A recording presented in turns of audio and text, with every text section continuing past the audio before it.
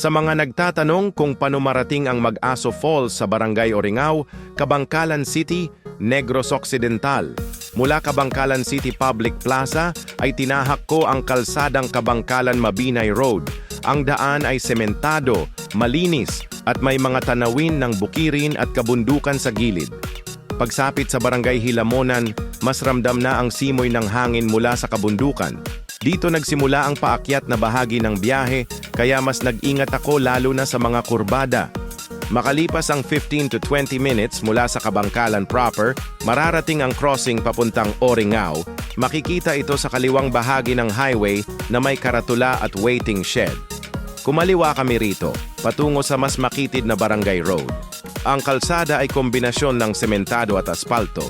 May ilang bahagi rin na paahon at makurba. Habang papalapit, ang paligid ay mas nagiging luntian, paligid ng punong kahoy at mga kabundukan. Pagdating namin sa Mag-Aso Falls, bumungad agad sa amin ang malamig na ihip ng hangin at ang tunog ng bumabagsak na tubig. Ang linaw ng tubig at ang lamig nito ay sobrang sulit sa lahat ng pagod sa biyahe.